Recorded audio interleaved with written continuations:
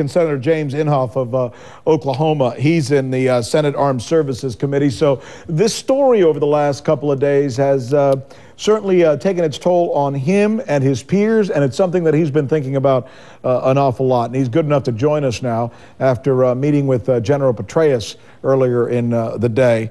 He's joining us by phone. Senator, thanks for being there, sir. Well, nice to be with you, Rick. Likewise, likewise. Listen, I mean, you know what? First of all, I'm interested in your take when you first read this Rolling Stone article. And did you hear what earlier today the Admiral said about this?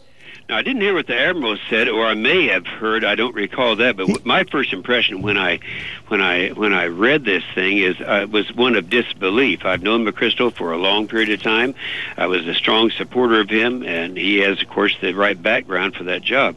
But when I heard that he had taken some reporter, and I don't care, Rick, if it's a conservative or a liberal or who it is, yeah. You don't take somebody in for hours and hours in informal settings and assume that they're not going to say everything they hear. It was like a month.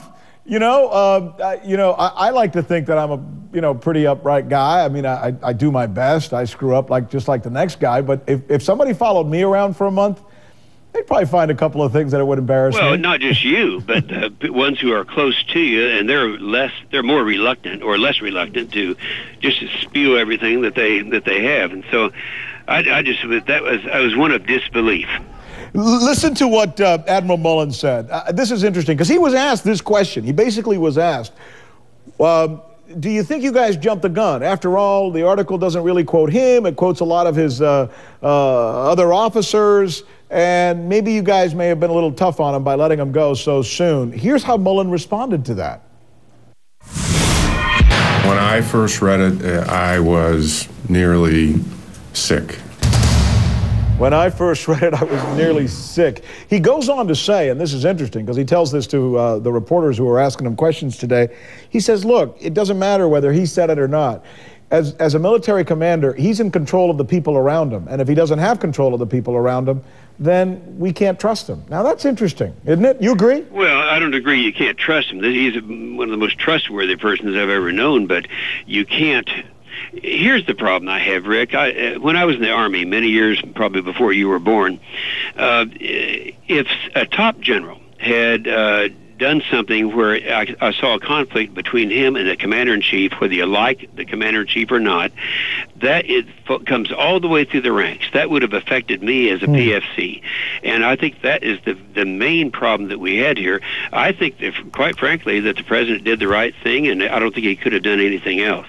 That's interesting, you as one of the most conservative Republicans to come out and say, look, the president, this Democratic president did what he had to do. Let me ask you a question, because I've been hearing a lot of palaver lately about what's going on in Afghanistan, and given this situation that we have now, is it possible that Afghanistan, look, it's 9 years now. It's one of the longest wars in the history of the United States. The general himself says in this Rolling Stone, McChrystal says in this Rolling Stone interview, that we still don't have the initiative over the Taliban in Afghanistan.